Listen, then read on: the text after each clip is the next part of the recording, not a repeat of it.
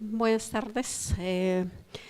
Bueno, en primer lugar voy a felicitar a la comisión organizadora, ¿no?, por el evento, porque nos permite reunirnos y venir a exponer las experiencias que nosotros por allá por Perú, en la región central, estamos realizando, ¿no?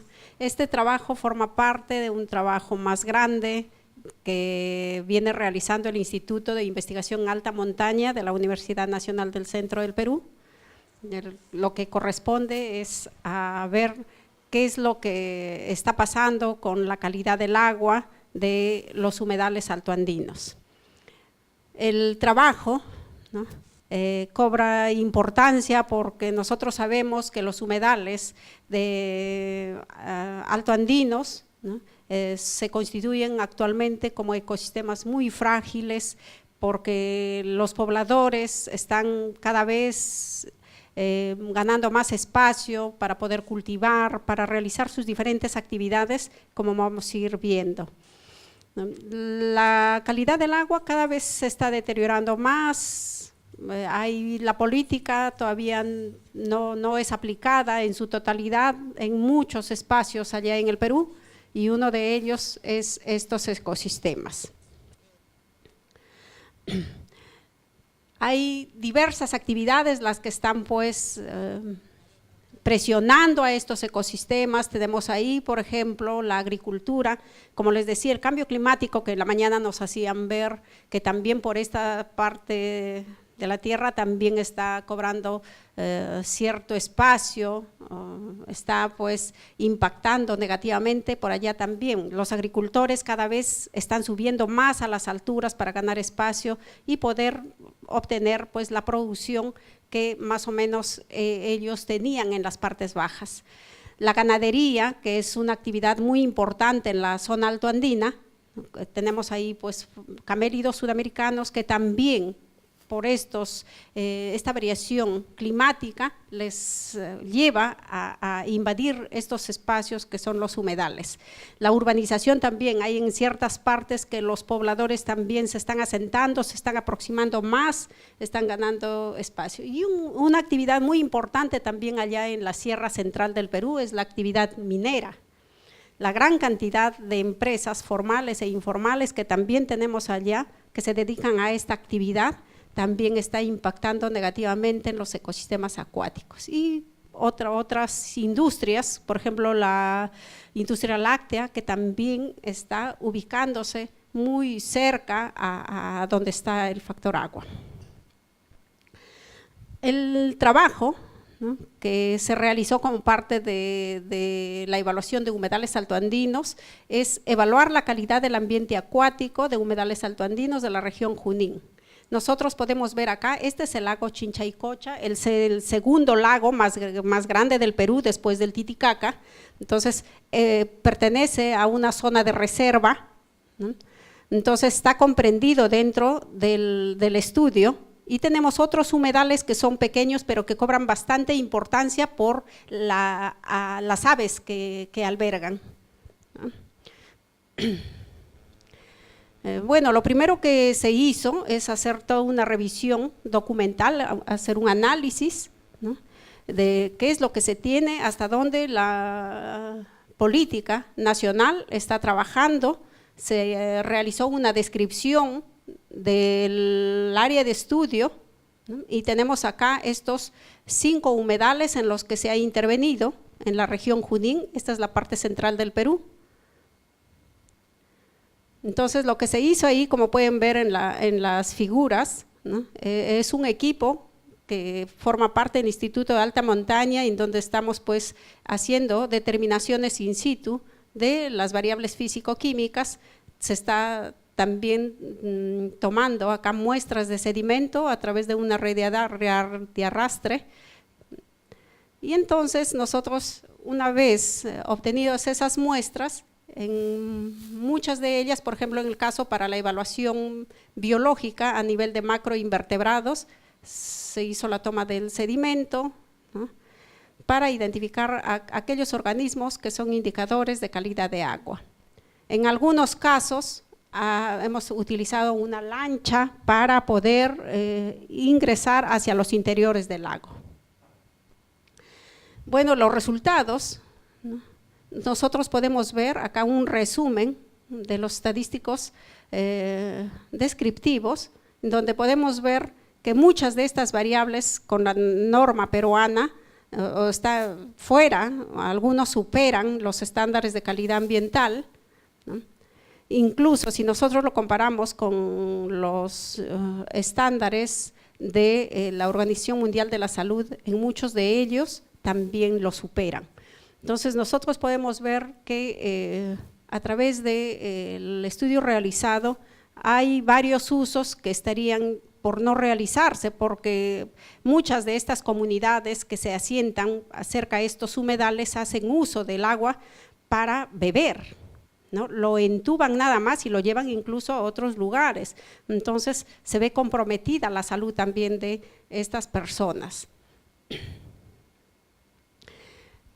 Acá también podemos observar, y cuando hacemos las comparaciones por época, porque el estudio se realizó en época de lluvia y en época de estiaje, podemos observar, ¿no?, de que según época existen, es mínima la diferencia casi, ¿no?, para los parámetros que se han evaluado, ¿no? Si nosotros lo comparamos ya por humedal, nosotros podemos ver que en el humedal Tragadero es donde nosotros tenemos el gran problema, porque está muy altos, están las variables en cuanto a su concentración, y es una preocupación porque este humedal alberga a muchas aves migratorias. Entonces por ahí nosotros nos vemos con esa preocupación de que se tiene que tratar de adoptar medidas de que se trate de recuperar la calidad de estas aguas, si no ya estas aves ya no lo vamos a tener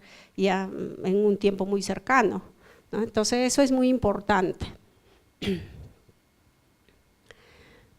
Bueno, acá comparando en cuanto a la abundancia, cuando hacemos la evaluación a nivel de macroinvertebrados para ver la abundancia, riqueza y diversidad, nosotros podemos ver que en abundancia este humedal del Tragadero presenta abundante macroinvertebrados, pero de la familia Chironomide, que es la que nos indica pues los altos niveles de contaminación, porque estos organismos son muy tolerantes, ¿no?, en comparación a las otras, a los otros cuerpos de agua. Es importante también acá destacar que los usos que se dan a los cuerpos de agua de estos humedales, por ejemplo, muchos de ellos, estos 4, ¿no?, se dedican a lo que es también la piscicultura. Hay cultivo de truchas ahí, en jaulas flotantes, en parte del humedal, ¿no? Entonces esa es una preocupación también muy fuerte para nosotros. Además, en este humedal se realiza también el turismo, ¿no? Entonces hay una actividad de recreación que también se vería afectada, porque la gente va porque quiere ver las aves, ¿no? Quiere ver las aves, ahí los diferentes tipos de aves que hay. Entonces, si cada vez se va deteriorando, nosotros vamos a tener pues esa menor posibilidad de que esas actividades se sigan desarrollándose.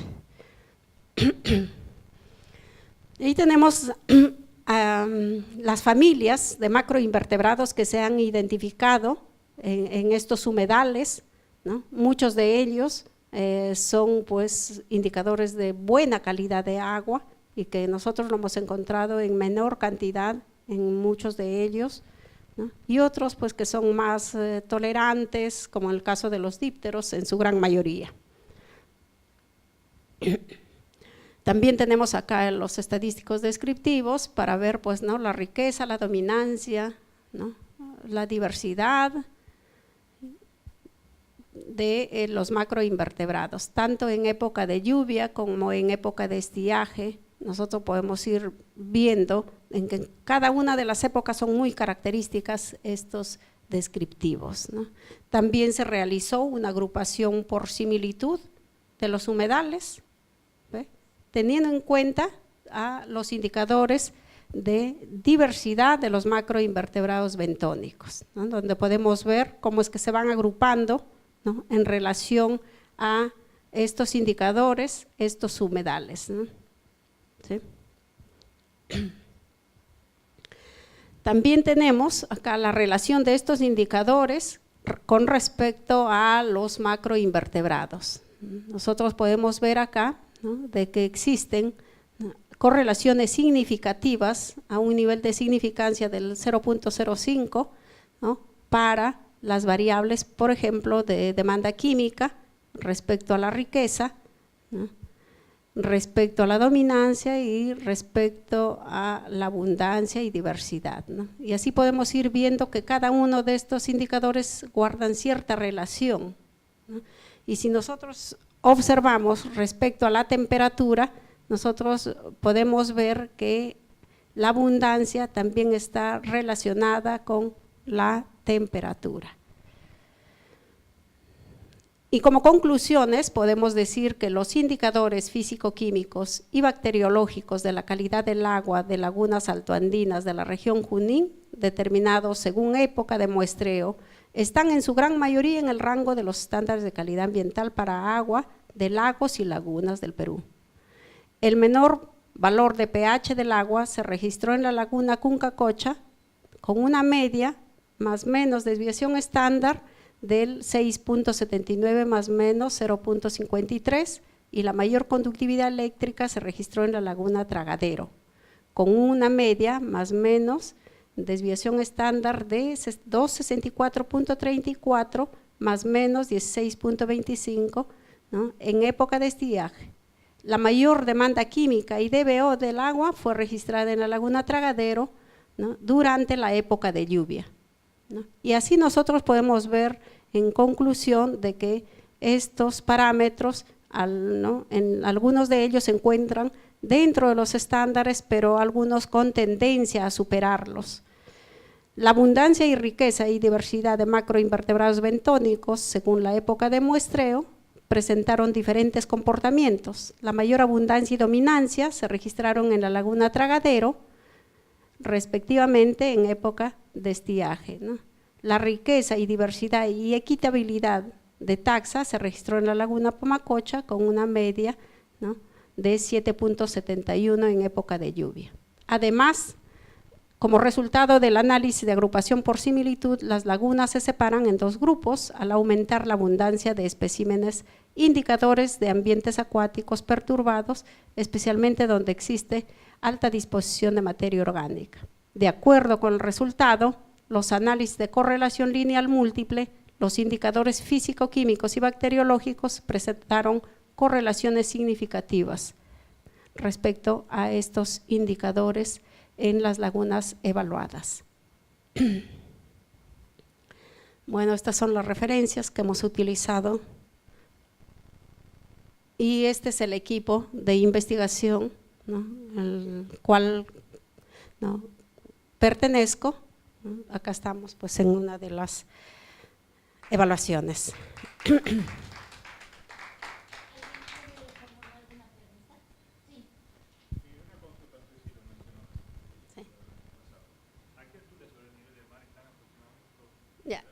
Sí, estos humedales están sobre los 3.800 metros sobre el nivel del mar.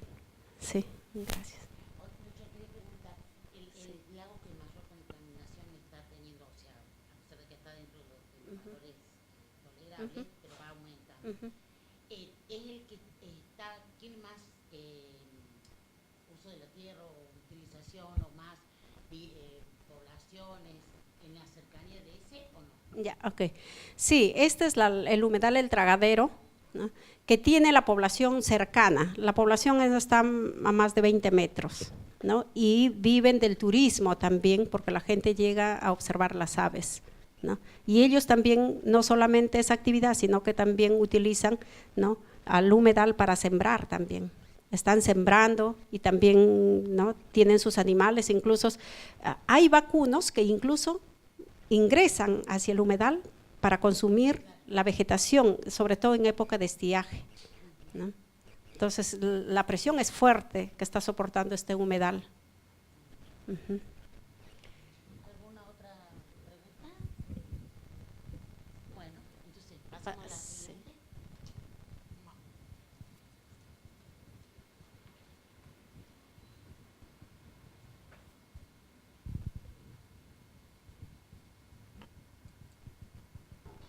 estado de salud, sí.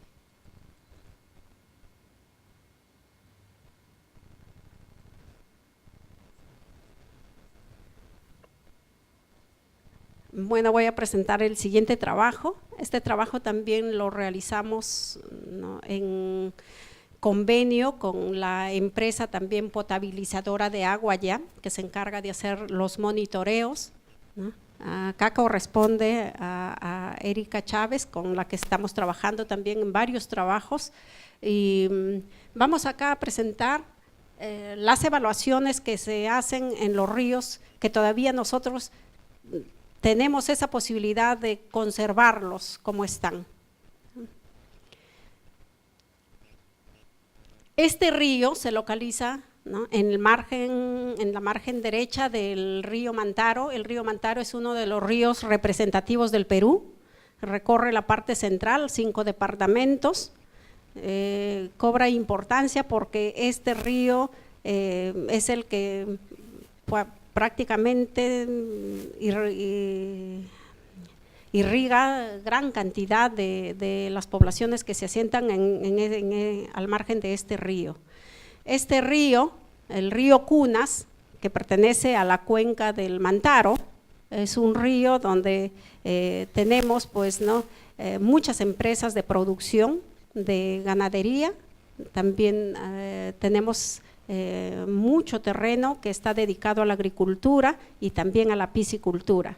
Entonces vamos a ver también que si de acá nosotros a unos cuantos años no lo dedicamos la atención a conservarlo, lo vamos a ver muerto como lo tenemos el río Mantaro. El río Mantaro es un río pues muerto que hace 100 años atrás podíamos verlo como tenemos todavía al Cunas. Entonces, como sabemos, pues el agua, y en la mañana ya nos adelantaban, es el factor que limita todo desarrollo humano y de toda forma de vida. Entonces tenemos que tratar de cuidarla y protegerla, porque si no hacemos eso, su disponibilidad lo vamos a ver pues también afectada y vamos a sufrir de escasez.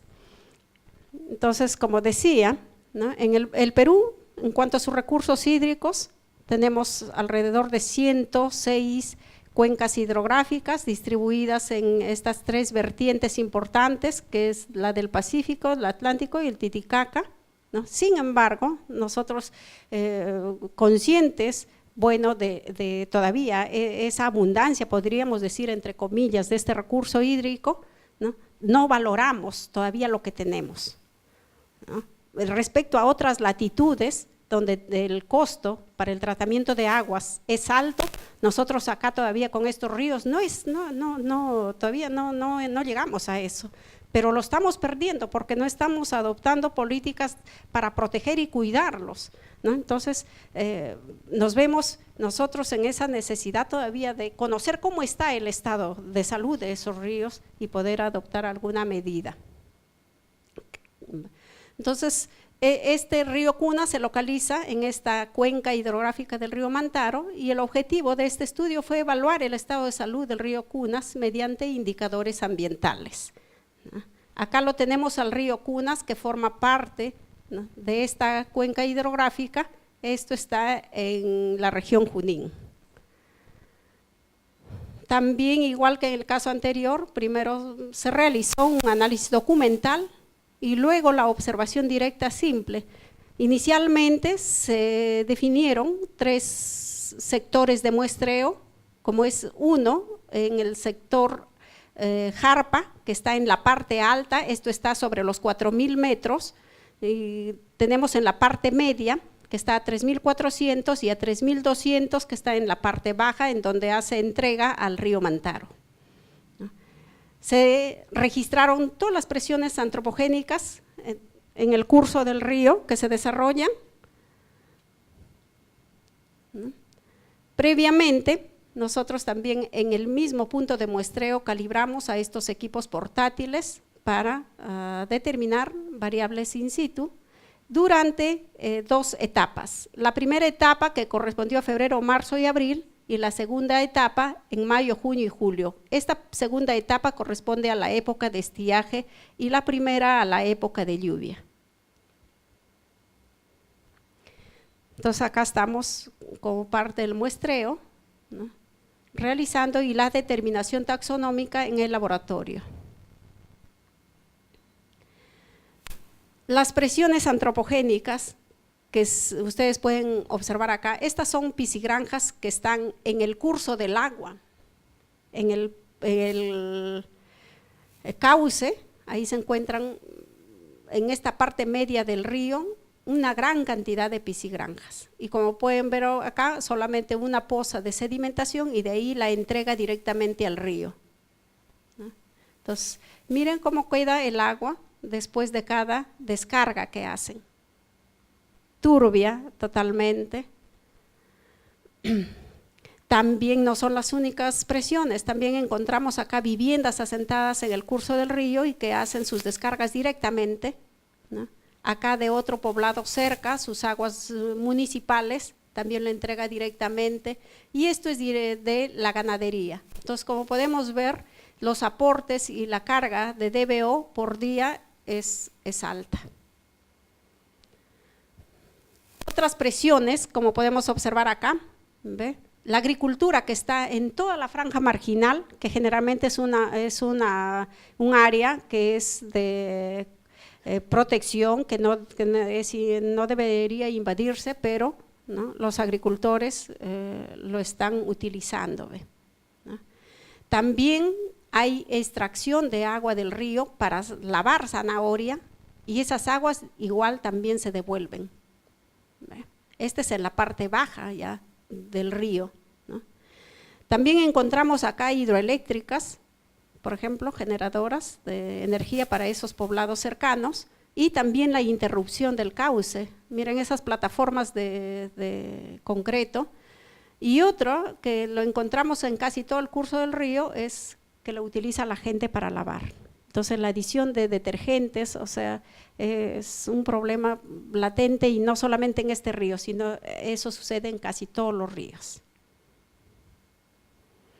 Entonces también se hicieron las determinaciones de estas variables, y podemos observar en cuanto a las medias la variación de una época, ¿no?, respecto a la otra, ¿ve?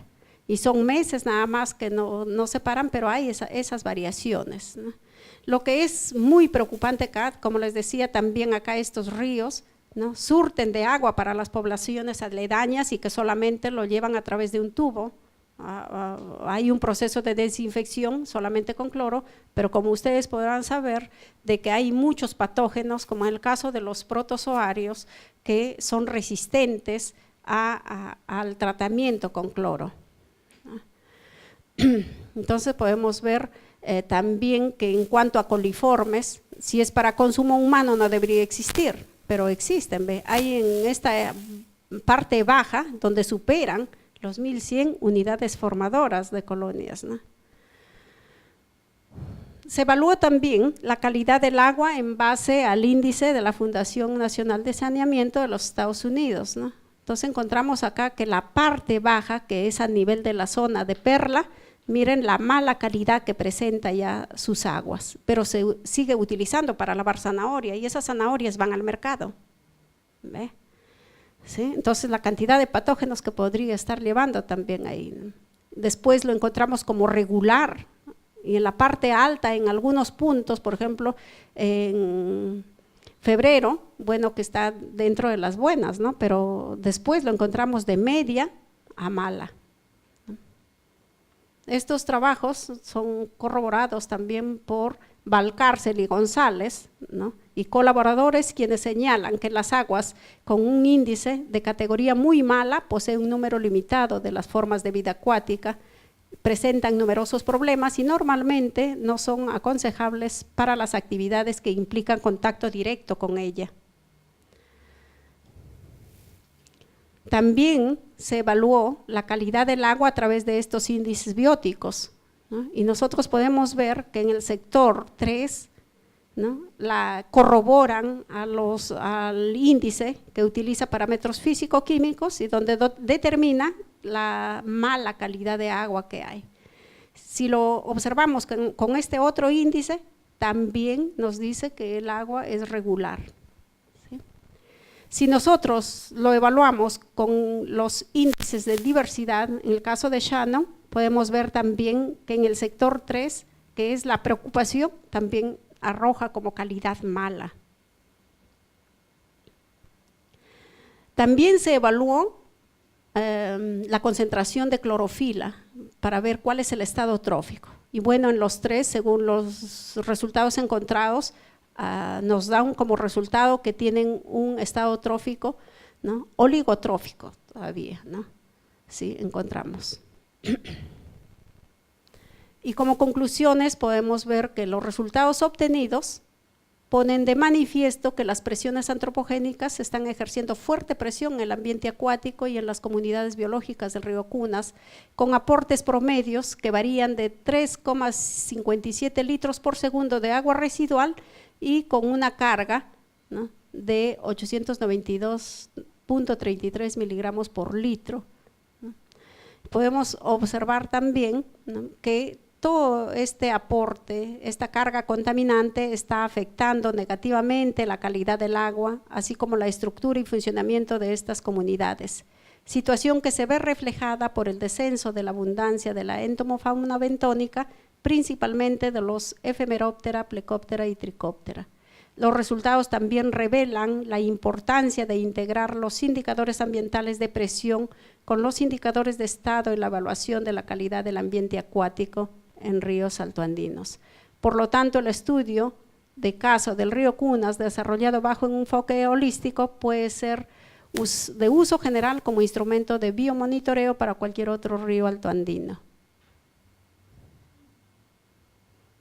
Ahí están las referencias que hemos utilizado y bueno, eso es la otra experiencia que nosotros venimos desarrollando en cuanto a los ecosistemas acuáticos.